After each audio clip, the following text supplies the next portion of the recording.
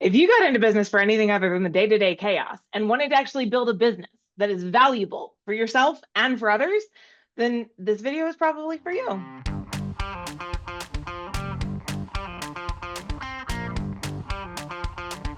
Today I'm sitting down with Christy Maxfield. She works with, well, she has worked with hundreds upon hundreds of companies. She was raised in a family business. Her whole mission right now is based on watching the family business make it to the second generation, but not to the third, to help small business owners figure out how to set up profitable, transferable businesses. Not that everyone's going to set up a transferable business, but we should all have the chance and the opportunity to actually transfer. The business should be set up to do that. I've talked about this a lot on this channel, that the idea is that your business is sustainable long-term, and that is a strong and healthy business. You could pass it off to someone else, even if you decide to stay at the head.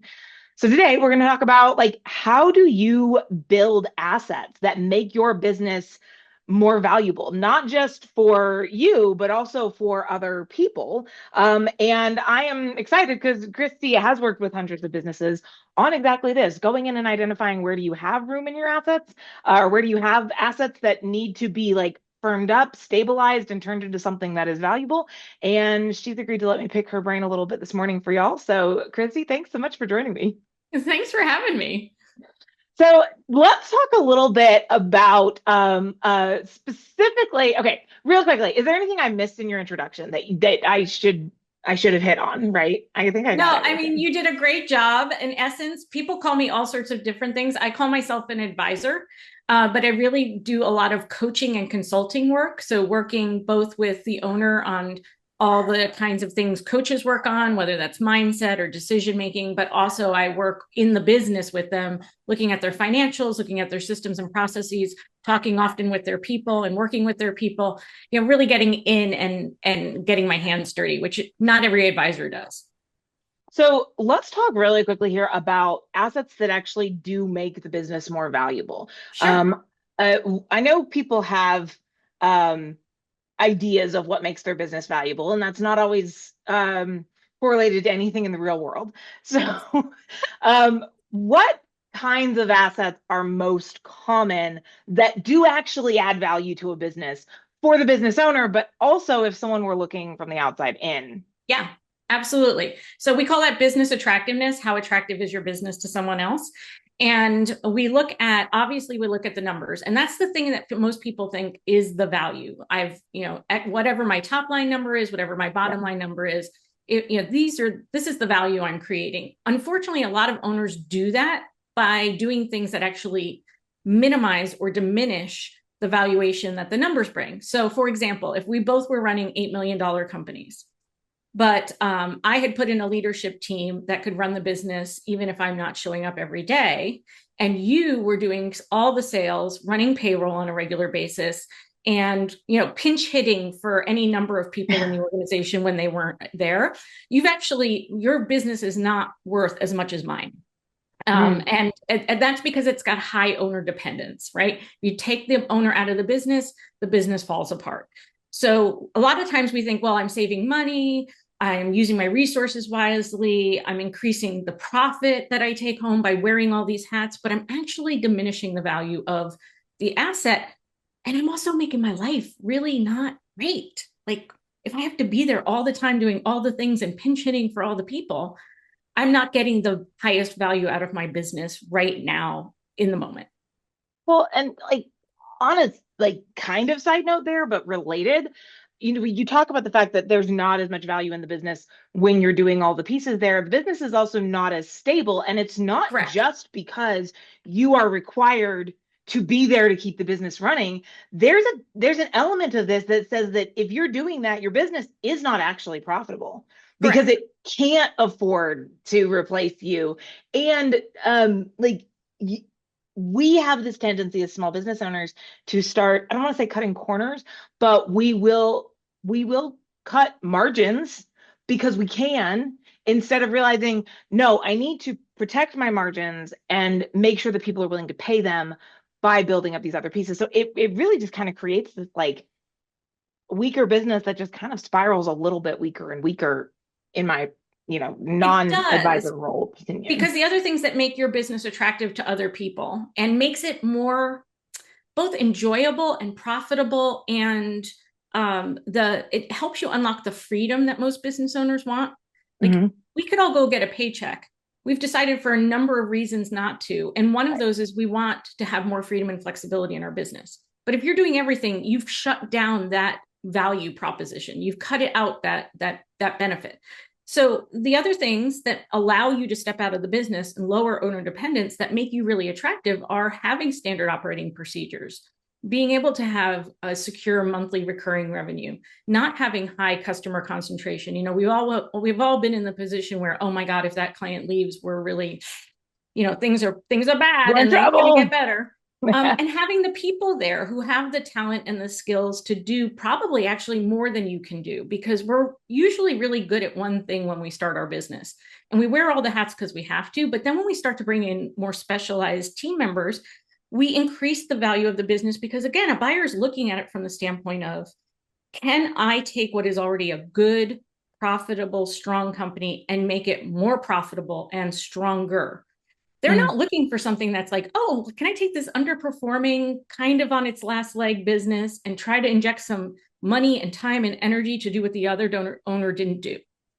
Right. I mean, sometimes they're buying it because they just want pieces of it and profitability isn't their primary concern, but most people want a profitable business. And I also look at it like, if you were going to pass it on to your kids, you'd want them to have the strongest possible business too. So it's not even just does the outside person, but have you built it in a way so that if you want your daughter or your son to take over, or your niece or your cousin or your uncle, that you've actually built a strong benefit for them, a strong asset for them that they're excited to have, and it brings real value both to them as individuals, but also financially for the family. I think the other perspective that I don't see people even think about as often is, like, I think in every industry there are scammers. There are people who are not doing good by your customers or by, and your customers, most small business owners that I talk to, and most of the people who are going to watch this video, like, speaking directly to y'all for a second, your customers are there for your business to be around, for you to actually be there to take care of them. So like, setting up a strong, profitable business is like the least selfish thing you can do, even though it seems a little counterintuitive. Well, no. So to your point, my grandfather started our family florist in the detached garage next to the house my dad grew up in. When my dad turned, and it was his side hustle. To be clear, my grandfather did it as his side hustle. And my father at age 17 went in and started running the business and ran it until he passed away a few years ago at 62. So he ran it his whole life. And it was an institution. It was in a small town in northern New Jersey where people knew who Dee's Florist was. Aww. And people miss when he passed, and we realized the business was really passing with him. They miss having that anchor there. He employed people. He knew people he did weddings for generations. He buried some of the people he helped marry. Like, it was a big part of the community. And there's a lot of reasons why the business did not survive. One of them, and the chief one, is my father didn't design it to outlive him. Yeah. Right. But he also then didn't design it to give him the most financial or personal benefit during his own lifetime, which is really sad for me. Yeah. I don't think any of us got into business to hate our lives. So heck no. Okay. I know we were talking about assets. How do we build this? I'm curious, because you have gotten to work on building business value. What are some of the most fun and unique assets you've gotten to see people build that maybe they don't think about being an asset, or they don't think about leveraging? Yeah. So the one that I think most people don't think about either as an asset or as leveraging is their intellectual property, the way they do what they do. Because most of us are in industries where there are lots of other people who do what we do. Right. And the customer's making a choice between, do I want to work with this person in the way they do this work, or do I want to work with that person in the way they do that work, right? Even if you're making a product, and a like and similar product, I might want to work with you because you're doing it in a way that is more environmentally friendly than your competitor, right? So how you're approaching your work, but thinking about your intellectual property. So a lot of times we don't recognize that our method or methodology, what we might call our secret sauce, actually has value. So even though I can't necessarily protect it with a trademark or a copyright, I can actually document how it's done. I can train people on how it's done, and I can protect it in certain ways so that um, that secret sauce continues to be the value that my brand brings to the market, and that leads to reputation. So most people don't think of reputation as an asset. So yeah, everybody loved my dad, but if he made crappy flowers, he probably wouldn't have a good reputation. They'd be like, Tony's a good guy, but I'm going to go get my flowers from the street, Yeah. right? So your secret sauce strengthens your brand reputation. Your brand reputation is part of, if I'm going to buy a business and I'm going to run it under its current brand, it's because I know the brand has value, that people trust it, they like it, they continue to do business with it because it represents things that they care about. So those things, I don't think we put as much emphasis on how we do the work and can we protect and what can we ensure continues to build value for us moving forward. Some of the other things are like even customer service. If your competitor is really bad at customer service, then your asset is the fact that you're putting more time and money into the thing that they've decided to outsource or put on a phone prompt, or frankly, not even resource at all. Or AI it. Yeah. Right. I mean, so those are some of the more fun or interesting, because like it's SOPs are like, wah, wah. But I got to tell you, you have no SOPs in a really bad accounting bookkeeping situation, and you've got people who are revolving door all the time. It doesn't really matter what the numbers are. That business isn't attractive to other people. Does that need to be documented? You talked about your customer service. So does there need to be like a checklist that they're supposed to, like an SOP, but also like, here's how we do it, but then like quality control, basically, I guess. Yeah, I think that's absolutely. Because as you move farther away from the hands-on day-to-day operations, you want some way to know that there's a fidelity about the way you do this work, right? Yeah. And particularly in industries, I have one construction client, I've got other folks in hospitality and some in professional services. You want it to do it your way, fill in the name of your business. So if you want to do it the purpose first way, there's lots of ways to manage a project. Project management is probably a standard thing that we can all pull software off the shelf, but then how you use the tools and what you require of your team and to do it your way and to deliver the level and quality of service, to actually say the words you want said about your business. Like, how do we all talk about the business? Are we all talking about it in the same way? Are we all representing ourselves in the same way? Do we all understand the key messaging and what really resonates with our clients? So yeah, the thing that you feel like is nice to have is actually incredibly important to not just today's operations, but for somebody looking in the future, they will be able to say, oh, that actually strengthens. Knowing that there is a purpose-first way of doing this work means that we can inherit this team that knows how to do that, and they can keep this going while we're coming in as new owners and figuring out where to go from here. Yeah. I want to kind of circle back to something you'd mentioned earlier, because you had said something when we initially chatted that I want on the recording for people to be able to grab. I know you talked about like people buy businesses. Basically what you said earlier was people buy businesses because you help them do something that would take them a lot more time and effort to do on their own, right? Yep. Sometimes they buy franchises, sometimes they buy businesses, either they want to, whatever. And you had talked about the fact that payoff is not the exit, right? Can you recap that one for us as like keep this in mind as you go? Like, so I think what you're referring to is that, that yes, you getting paid, so making money off of your business is one piece of an exit. Right. So succession planning is actually prior to that. And let's just say, like, I want to own my business till the day I die. That's fantastic. Nothing wrong with that. If you want to work every day you possibly can for the rest of your life in whatever way, shape, or form you want in your business and retain 100% ownership, great. You can still have a succession plan. And you still need a succession plan to know what happens after you're gone, whether that's as a function of your will or a function of other legal instruments. And then the exit itself, if you choose to exit during your lifetime, that should also give you other opportunities. So right now we think of, and my hands are going this way, right? It's like, oh, as I get older, then I will sell. Well, that really was more of a boomer. Boomers are going to die at their desk. Yeah. Right. Like Literally, I'm going to work forever. That was my plan, and I'm not changing my plan now.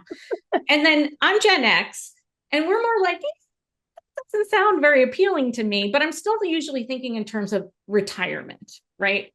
And younger generations are actually, I think, thinking about reorienting their relationship to work over time.